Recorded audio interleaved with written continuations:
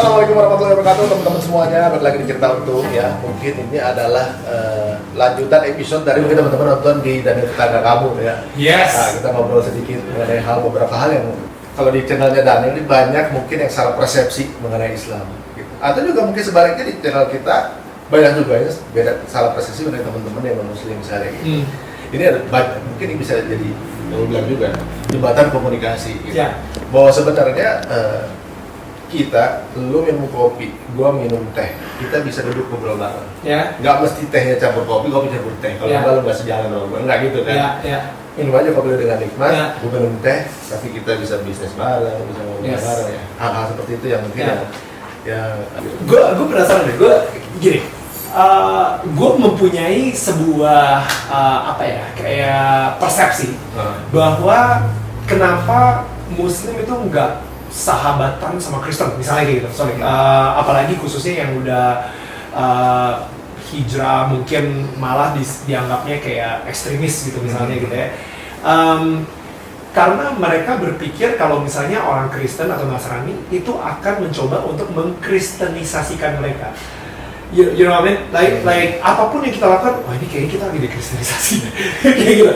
Itu benar nggak sih persepsi tersebut? Kayak ada pokoknya kita sebisa mungkin menjauhkan diri kita dari mereka karena kalau enggak kita akan dikristenisasiin kayak gitu misalnya. Justru ini yang menjadi kalau gue bilang salah pahamnya adalah gini. Kalau mungkin ada orang berprasangka begitu, mungkin aja ada ya, mungkin aja ada. Gue nggak bisa bilang nggak ada, tapi bisa aja tuh ada gitu. Tapi justru sebaliknya adalah pada saat teman-teman yang baru pada belajar ngaji gitu ya, kayak gue juga baru belajar hijrah gitu misalnya kan, bukan kita yang menjauh, bahkan kita yang ngejauhin. Oh wow. Gitu. Jadi bahkan di Muslim sendiri. Ya ada beberapa teman-teman kita nih orang udah hijrah nih, udah jangan ditulis lagi gitu kadang-kadang. Nah tapi itu hal yang lumrah sih gue bilang, kadang-kadang ya ada orang udah alergi duluan sama orang yang hijrah. Ya. Gitu. Tapi di sisi pandang Muslim gitu misalnya kita ngerasa kok mereka pada menjauh dari gue ya. Tapi lu pikir di sisi Muslimnya ngerasa kayak mereka mau teman lagi sama kita. Iya gitu ya. Nah makanya dibutuhkan komunikasi seperti ini nih. Iya, misalnya salah paham itu ini nggak dijadiin ngobrol, kemudian membeku karena ini terlalu sempit dan terlalu kaku memandang agama itu menjadi sesuatu yang menyulitkan lu di dunia nih gue rasa. Wah itu, waduh, dan gue pengen, gue sebagai umat Nasrani gitu ya, atau Kristen atau Katolik gitu, kalau misalnya lu adalah salah satu orang Muslim yang pernah dicoba untuk dikristenisasikan atau misalnya kayak di-push gitu ya, ayo dong atau apa gitu, gue minta maaf. Oke, gue atas nama seluruh anggota Kristen atau Katolik itu gue minta maaf banget gitu, karena emang bukan tujuan, dan menurut gue bukan ada di Alkitab dibilang sebarkanlah kabar gembira sampai ke ujung dunia, sampai ke seluruh penjuru dunia gitu ya. Kabar gembira atau baptis sampai ke penjuru dunia dalam atas nama Yesus gitu. Tapi bukan artinya lu malah kayak berperang atau lu benar-benar berusaha banget untuk mengkristenisasikan semua orang gitu. Itu menurut gue adalah pemahaman yang sangat salah dan sangat luar gitu. Very kulitnya aja. Justru menurut gue itu sih, maksudnya gini. Gue melihat apalagi gitu ya, maksudnya yang Nasrani yang misalnya di luar negeri mereka berdemo-demo gitu ya, mungkin karena mereka agama mayoritas gitu, berdemo-demo God hate whatever, isi sendiri lah gitu kan. Lu pasti ngeliat lah poster-poster mereka demo tiba-tiba you will go to hell atau apa kayak gitu. Gue sebagai orang Nasrani itu juga nggak suka orang seperti itu gitu, kayak karena Yesus sendiri tuh nggak pernah mengajarkan yang namanya kebencian. Dia ngajarin namanya cinta kasih, damai, dan sukacita gitu. Dan kenapa tiba-tiba keluarnya kayak gue akan melakukan hal ini demi Tuhan gitu. It's bukan gitu caranya, dan bukan niat tujuan yang Yesus itu pengen untuk pengikut Yesus untuk lakukan kayak gitu. Tapi emang ada beberapa orang-orang yang mungkin terlalu stuck dalam hubungan dia dengan Tuhan saja sehingga dia melupakan hubungan dia dengan manusia lain. Ya, itu benar kejadian both way sih ya. Ya. Yang Muslim ada yang begitu, yang kemudian yang kita udah bahas di channel Ya. itu bahwa ada sampai ngelakuin bunuh diri gitu atas nama Tuhan gitu. Yang gue bilang agama yang mana, Tuhan yang mana, Nabi yang mana yang ngajarin kayak gitu kan. Betul. Gitu. Tapi orang itu tetap ada bro, jenis itu ada. Karena di setiap agama, gue bukan cuma ngomongin di Muslim atau di Nasrani, menurut gue di setiap agama itu selalu ada dua kubu. Satu kubu melakukan agama atas dasar ketakutan, satu kubu melakukan agama atas dasar cinta. Yang atas dasar ketakutan, dia harus dan diwajibkan untuk ke tempat ibadah setiap hari apa, dan dia harus ngelakuin itu. Jadi bahkan kalau misalnya dia tiba-tiba nggak ngelakuin hal tersebut, nggak ngelakuin ibadah dan lain-lain, itu kesannya dia itu adalah pendosa dan dia akan masuk neraka, dan dia takut. Jadi mau nggak mau dia harus ngelakuin itu demi gue nggak masuk neraka. You know, dan karena itu dia melihat orang-orang di sekitar dia yang tidak melakukan hal yang sama, dia merasa masuk neraka nih orang. Ya tuh, gue, you know, dan itu akhirnya main di harga diri, pride. Dengan atas dasar cinta, ya, kalau atas dasar cinta, di kubu yang atas dasar cinta, dia ngerasa dia gak layak banget mendapatkan hal-hal di hidupnya dia, dan dia bersyukur banget karena itu. Dan dia benar-benar kayak kadang-kadang malah bisa nangis gitu ya, kayak gila ya, gue padahal udah seorang pendosa, gue gak layak banget, tapi gue malah dikasih berkah seperti ini. Gue pengen bilang terima kasih. Dan disitulah dia berdoa, disitulah dia beragama, disitulah dia pengen melakukan sesuatu buat Tuhan karena dia merasa gak layak, dan dia melakukan kewajiban bukan untuk dia mendapatkan cinta Tuhan, tapi karena dia telah merasakan cinta Tuhan. Nah, dua kubu ini itu semua ada menurut gue di agama manapun. Dan sayangnya, yang kubu yang atas dasar hukum dan ketakutan ini, itu yang selalu masuk di media. Nah, yang gue bilang tadi kan, maksudnya dia jadi representatif atau juga mungkin marketingnya dari agama, which is bukan itu semestinya. Sebuah angle yang mungkin kita pahami bersama, teman-teman juga gitu, jangan suuzon sama teman-teman Muslim gitu. Kemudian juga teman-teman non Muslim juga pernah juga melihat juga dari sisi yang sama juga pada Muslim gitu kan. Nah, tadi mungkin gue sempat tanya ketika lu bacain surat itu ya, bahwa jangan ikutin Pancasila segala macam. Nah, ini banyak gua rasa kalau di sosmed seolah-olah kalau orang ngaji berarti anti Pancasila. Gitu kan, anti NKRI, anti Pancasila. Nah, gue tuh pengen denger dari lu, mungkin ada rumusnya yang beda kali yang kita paham, yang sampai akhirnya image itu nempel di kita gitu. Emang rumusan Pancasila dari teman-teman Nasrani itu seperti apa gitu? Oke, mungkin gue akan ngomong di sini secara belak-belakan banget bahwa ada ketakutan yang cukup besar kalau misalnya kita memang negara dengan populasi Muslim terbanyak, tapi kita bukan negara Muslim, ya kan? Ya kan? Jadi ketakutan terbesarnya, kekhawatiran terbesar adalah ketika aturan-aturan dan semua hukum-hukumnya itu dijadikan hukum Muslim. Jadi bahkan orang yang memeluk agama yang lain pun, gitu ya, itu apakah dia itu Buddha, Hindu, Kristen, Katolik, itu kemana-mana harus pakai peci, gitu, harus beratribut Muslim juga, kayak gitu. Nah, ideologi Pancasila itu sangat menghargai ya agama-agama, semua agama, gitu, menghargai banget gitu. Dan bahkan kita bertahan sekarang ini, tahun 2021 berarti Indonesia berapa tuh dari tahun 45? Wah, matematika gue ngaco. 76 gitu or something. 76 tahun merdeka misalnya kayak gitu. Itu bertahan dengan ideologi bahwa kita semua ini menyembah Tuhan yang sama, Tuhan yang Maha Esa. Dan dari situ dengan ritual apapun yang kalian lakukan, kita respect karena kita menyembah Tuhan yang sama. Kayak gitu. I think itu yang kita pertahankan banget. Jangan sampai ritual kita pun harus sesuai dengan apa yang negara ini diislamkan gitu. Jadi hukum. Jadi hukum gitu. Kalau misalnya lu nggak sholat, misalnya kita sebagai orang Kristen gitu ya, lu harus sholat juga dong. Karena ini kan udah negara Muslim nih. Kayak gitu. Itu mungkin kekhawatiran atau ketakutan dari umat Nasrani juga gitu ya. ini apa yang gue denger Ya. di sekitar gue dan apa yang kita suka ngobrolin kayak gitu.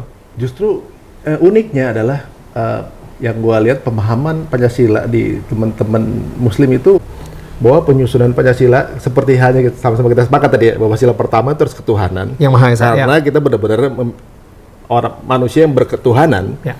Yang kalau kita udah punya Tuhan, kita merasa ada tanggung jawab sama Tuhan kan sebagai manusia. Pada saat ada sila pertama ketuhanan, maka sudah layak kayak keduanya kita baru jadi merasa sebagai manusia. Kalau kita merasa manusia, kita tuh bukan malaikat yang selalu benar. Semua orang lain yang salah selain kita. Atau juga mungkin kita jadi setan yang selalu bikin salah mulu, terserah kita gitu. Nah, bahwa kemudian masalah keduanya adalah kemanusiaan yang adalah beradab kan gitu kan. Nah, manusia ini kan nggak bisa tinggal sendirian bro. Lahir harus pakai dokter, meninggal dikubur. Kita harus bersatu. Kan gitu. Dan ketika udah ada banyak manusia dengan banyaknya perbedaan, kemudian manusia mesti bersatu. Tapi ketika bersatu nggak selalu pasti akan ada cekcoknya lah. Bener. Disitulah kita butuh musyawarah. Nah, makanya di sila keempat itu bukan bilang, jangan karap-arapan gitu. Tapi sila keempat isinya bahasa Arab. Oh ya? Bener, kerakyatan. Rakyat itu bahasa Arab, rokyah yang diatur. Kerakyatan yang dipimpin oleh hikmat. Hikmat bahasa Arab. Nah, hikmat itu artinya apa kalau bahasa Indonesia? Apa? Nah, kalau di KBBI hikmat itu artinya kebijaksanaan. Oke. Tuh, tapi kerakyatan yang dipimpin oleh kebijaksanaan dan kebijaksanaan kan redundant. Ya. Hikmat kebijaksanaan. Nah, apakah kemudian founding fathers kita nih yang nyusun Pancasila bikin sesuatu yang redundant, diulang-ulang gitu. Nah, hikmah sendiri dari bahasa Arab. Hikmah ini bahasa Arab dari sifat si pelaku hukumnya hakim. Hikmah hakim. Jadi yang melakukan hakim ini, yang dilakukan sifatnya adalah adilnya itu hikmah. Jadi seorang pemimpin yang menentukan ketentuan, seorang hakim, sifatnya adalah hikmah tersebut. Jadi misalnya kalau di Indonesia kan kerakyatan dipimpin oleh pemimpin yang bijaksana dalam permusyawaratan perwakilan. Jadi pada saat seorang pemimpin yang sudah ditentukan melalui sebuah permusyawaratan, kita harus hormati bersama. Bedanya boleh ketika dalam mungkin pemilu beda pandangan pilihan. Tapi kalau udah dipilih and then lu jadi makmum. Lu nurut langsung. Iya, lu jadi orang yang dipimpin. Ya lu hormati apapun yang dilakuin itu, lu hormati. Karena Islam bukan agama makar. Ya. Jadi Rasulullah tuh nggak nyontohin gitu loh, makar jadi martir, nggak ada gitu. Ya. Pada saat sudah ada kepemimpinan, maka baru terjadilah Keadilan keadilan. sosial. Jadi roundup itu sebenarnya kok bisa founding fathers kita Islam dianggap anti Pancasila, padahal yang nyusun orang Islam semua. Dan 5 dari Pancasila tersebut diambil dari Al-Ikhlas, Asy-Syura, Al-Hujurat, An-Nahl, which is 5 ayat dari Quran di antara 6.000-nya. Mana mungkin orang Islam dibilang anti Pancasila, padahal Pancasila diambil dari ayat Quran. Kemudian si yang nyusun Presiden Soekarno, Muhammad Hatta, Wahid Hashim, Muhammad Yamin, semuanya orang Muslim. Jadi gue bilang, loh, mana mungkin seorang Islam itu jadi anti Pancasila? Kalau pandangan gue. Tapi maksudnya yang kita ngelihat di media-media itu yang apa sih, ngebakar Pancasila, ngebakar bendera Indonesia.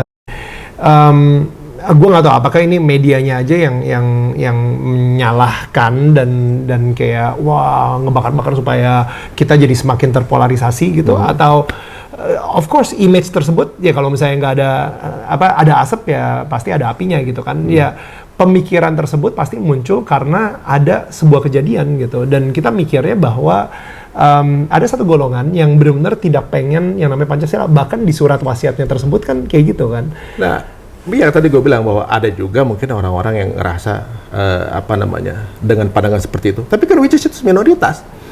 It's a minority dari semua whole community sebenarnya. Jadi Islam sebagian besar 98,8%-nya justru mendukung Pancasila. Ya, hanya 0,2%-nya yang diekspos sama media misalnya seperti itu yang tidak mendukung Pancasila. Tapi gara-gara itu orang mikirnya bahwa seluruh Muslim tidak mendukung Pancasila. Jadi kalau gua rasa bahwa itu founding fathers kita orang berilmu semua. Nyusunnya kenapa susunannya kayak gitu? Nggak taunya susunan tersebut itu diambil rujukannya, disusun sesuai dengan Piagam Madinah. Piagam Madinah adalah seperti Pancasilanya zaman Rasulullah ketika memimpin Madinah. Nah, Rasulullah adalah seorang pemimpin di Madinah, which is rakyatnya bukan cuma Muslim. Yahudi, Majusi, Nasrani, semua tinggal bareng. Dan nggak ada keadilan yang ibaratnya Muslim selalu benar, nggak ada. Muslim salah. Ya. Yahudi benar ya benar, Nasrani Ya. benar ya benar. Nah, itu yang membuat kemudian peraturan tersebut tadinya kan ketuhanan yang Maha Esa berdasarkan syariat Islam, Pancasila awalnya gitu kan. Kemudian diubah ketuhanan Maha Esa doang. Ya. Nah, kalau gua rasa Rasulullah juga udah ngajarin toleransi. Wow. Dan udah ngajarin bagaimana kita tinggal bersama dengan yang bukan sesama Muslim gitu. Ya. Kenapa kita memiliki hak lebih tinggi daripada Rasul kita untuk punya judgement merasa lebih baik dari yang lain. Ya. Oke, dalam sisi beragama kita merasa kita memegang kebenaran. Yang beragama lain pun akan memikir seperti itu. Which is kita nggak usah nyebrang lah gitu. Lu beragama, gue beragama. Jadi ibaratnya dalam Islam juga nggak boleh nyela agama lain. Berarti lu buka peluang untuk nyala agama gue. Ya. Jadi seindah itu, secantik itu, kenapa sekarang seolah-olah meributkan sesuatu yang udah lewat zaman dulu? Ya. Dulu udah solve masalah ini. Ya. Masalah perbedaan, Nasrani, Yahudi, segala macam ribut. Ini gimana nih gua, ekonomi gua gini. Rasul, masalahnya gimana? Oh gitu, yang benar ini. Nggak dilihat agamanya. Ya mudah-mudahan sih jadi ada hilang salah paham gitu ya maksudnya. Nggak bisa sih cuman 15 menit ya. Harus ada beberapa diskusi-diskusi lagi gitu. Yang ini cuman anggap aja ini part 1 lah. Ya, siap. Jadi gua rasa gini, mudah-mudahan teman-teman yang non-muslim merasa anggapannya bahwa Islam anti Pancasila mulai agak udah. Jadi, maksudnya ya udah. Lu harus Jumatan kan. Iya, benar. Makasih waktunya. Brother, thank you. Siap kalau gitu. Teman-teman jangan lupa juga untuk tonton channelnya Daniel, which is positif semua. Mudah-mudahan kita juga open mind juga sama teman-teman kita bahwa pandangan kita pasti akan selalu prejudis sama orang lain kalau kita nggak paham. Kita cuma ngelihat dari postingan orang gitu. Kadang-kadang kita udah adjustment sesuatu hanya lihat dari layar handphone lu doang gitu. Tapi Daniel ini open mind sama gua, ada masalah apa-apa kita ngobrol, ya kan? Nggak selalu sepakat gitu. Tapi kita menghargai bedanya itu di mana. Exactly. Ya itu yang Ya lu suka teh, gue suka kopi. Ya oke, that's life. Iya.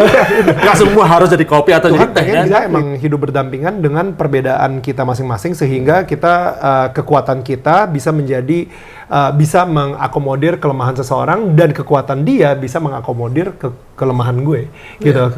Jadi itulah indahnya perbedaan sehingga kita bisa menjadi lebih kuat lagi gitu. Nah, makanya teman-teman semuanya jangan lupa untuk subscribe juga channelnya Thank you. Daniel. Udah saatnya kita bersanding bukan bersaing, teman-teman. Waktunya sekarang kita hidup bersama dalam damai. Lebih bagus kolaborasi untuk jadikan sesuatu yang lebih baik, insya Allah. Mudah-mudahan bermanfaat, teman-teman. Sampai ketemu lagi di episode kita berikutnya. Assalamualaikum warahmatullahi wabarakatuh.